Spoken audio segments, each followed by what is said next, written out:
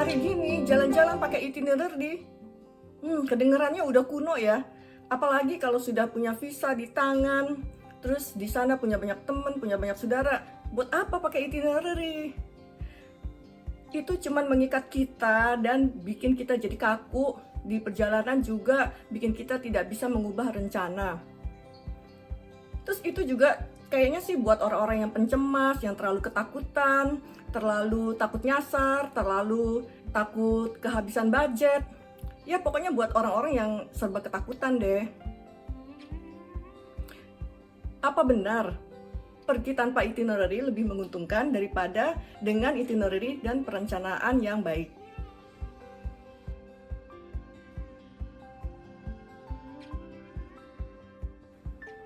Halo, selamat datang di channel saya. Di video kali ini saya mau membahas bepergian dengan itinerary vs tanpa itinerary. Di sini saya tidak mau menjelekkan atau menghakimi salah satu kubu. Misalkan kubu dengan itinerary atau tanpa itinerary itu lebih baik. Tidak seperti itu, tapi saya cuma mau membahas situasi kondisinya, kekurangan dan kelebihannya. Apalagi kalau sudah punya visa, karena kadang-kadang itinerary itu hanya sebagai syarat untuk membuat visa. Jadi kalau kalian sudah punya visa, apakah perlu itinerary? Apakah tidak lebih baik kalau lihat saja bagaimana nanti dan di sana baru merencanakan mau kemana, naik apa, dan pergi ke destinasi yang mana? Sekarang saya mau membahas bepergian tanpa itinerary terlebih dahulu. Bepergian tanpa itinerary kelihatannya memang lebih bebas, lebih fleksibel, lebih santai, dan tidak ada beban. Kelihatannya sih seperti itu. Tapi coba perhatikan, kalau kalian bepergian tanpa itinerary, di sana kalian harus mencari-cari naik apa, bagaimana caranya ke sana, dan itu tentu saja lebih membuang waktu dibandingkan kalian sudah membuat itinerary terlebih dahulu. Selain itu, kalau kita bepergian tanpa itinerary terlebih dahulu, kita akan lebih membuang-buang waktu saat mencari tahu kita harus kemana besok, dan naik apa, dan kemudian di sana situasi kondisinya seperti apa, kita baru mencari-cari saat kita sudah di perjalanan. Selain itu, kalau tanpa itinerary, kita juga tidak bisa memperkirakan berapa budget yang harus dikeluarkan saat kita sudah berada di tempat. Selain itu, di sana juga kita lebih membuang-buang tenaga untuk mencari tahu, googling sana, dan tanya sana-sini. Buang-buang waktu juga sudah pasti, karena waktu yang harusnya kita sudah sampai di tempat ini, tempat itu, jadi terbuang hanya karena kita harus mencari-cari tahu terlebih dahulu. Tapi bepergian tanpa itinerary ini juga bukannya tanpa keuntungan. Ada keuntungannya juga kalau kita bepergian tanpa itinerary terlebih dahulu. Keuntungannya kalau kita bepergian tanpa itinerary, kita bisa lebih fleksibel dan leluasa, tidak terikat oleh jam dan waktu. Kemudian juga terhindar dari risiko pembatalan. Memang untuk membuat itinerary atau perencanaan terlebih dahulu juga ada kerugiannya. Karena memang kita lebih memiliki risiko saat terjadi pembatalan, atau misalkan karena faktor cuaca, jadi sudah pesan tiket tapi tidak jadi berangkat. Kemudian kalau tiketnya tiket promo, itu malah hangus, tidak bisa diganti uang. Dan kemudian di sana juga tidak bisa terlalu fleksibel karena saya tidak bisa membelok. Jadi memang sudah fix, saya harus ke tujuan saya. Daripada membuang-buang waktu di jalan untuk mencari-cari tahu, googling sana, googling sini, lebih baik kita memang mengalokasikan waktu kita sebelum berangkat untuk mengumpulkan data dan informasi tentang suatu tempat terlebih dahulu. Selain itu, dengan itinerary, kita juga lebih bisa memprediksikan biaya yang harus dikeluarkan saat berada di jalan. Kalau memang merasa tidak ada waktu membuat itinerary dan merasa itu sangat kaku dan menjadi terlalu terikat, sesuaikan saja dengan situasi dan kondisi yang kalian miliki. Tapi kalau buat orang yang punya waktu singkat, terbatas, tidak bisa berlibur lama-lama, dan juga dengan budget terbatas, saya rasa bepergian terlalu fleksibel itu terlalu berisiko untuk boros waktu dan biaya.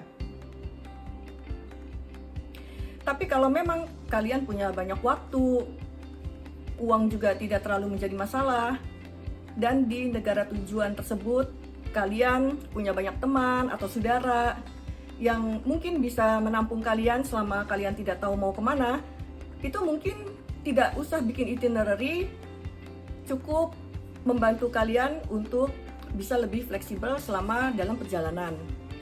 Jadi prinsip lihat bagaimana nanti dan nyantai saja saat berada di suatu negara itu memang tergantung lagi dengan situasi dan kondisi kita masing-masing, tidak bisa disamakan antar orang satu ya dengan orang yang lain. Tapi kalau kalian merasa perlu untuk membuat itinerary, perhatikan juga 3 hal di bawah ini. Pertama kali, harus melihat peta dan tahu jarak dari satu kota ke kota yang lain atau dari satu negara ke negara yang lain itu ditempuh berapa lama dan dengan sarana transportasi atau moda transportasi apa. Kemudian yang kedua, perhitungkan budget yang kalian miliki dengan jarak atau jauhnya destinasi yang akan kalian kunjungi. Tentu saja semakin jauh, biaya yang kita keluarkan akan semakin banyak. Dan yang ketiga, pertimbangkan juga waktu yang kalian miliki dan durasi untuk menempuh perjalanan di tempat yang akan kalian tuju. Semakin jauh, tentu saja perjalanannya akan semakin lama. Dan juga kita harus mengetahui moda transportasi apa yang tercepat untuk capai tujuan. Jadi dalam waktu yang terlalu singkat, tidak mungkin juga kita menjalani semua atau aktivitas-aktivitas yang beraneka ragam sehingga kita membuang waktu cukup banyak ketika kita berada di suatu tempat.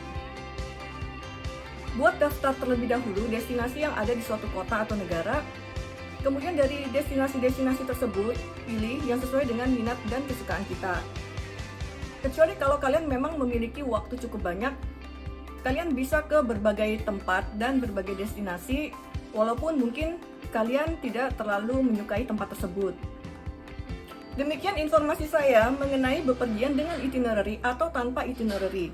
Ini bukan masalah pro dan kontra, tapi kembali lagi dengan kecocokan situasi dan kondisi masing-masing orang.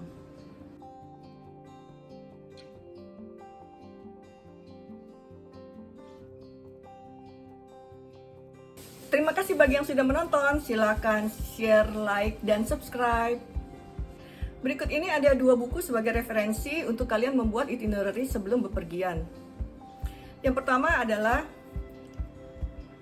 Traveling ke Eropa Pasca Pandemi. Buku ini terbit bulan Desember dan foto-fotonya semua dicetak berwarna.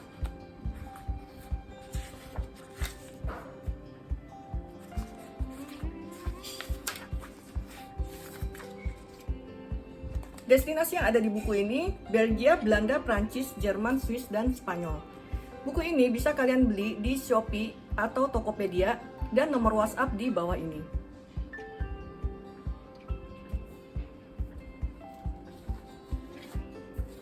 Kemudian buku yang kedua adalah 300 Wonderful Destinations. Buku ini penerbitnya Alex Media Komputindo. Buku ini juga full color. Ada 300 destinasi-destinasi wisata dari dalam maupun luar negeri, dan kalian bisa mendapatkan versi e-book atau digitalnya di www.gramedia.com.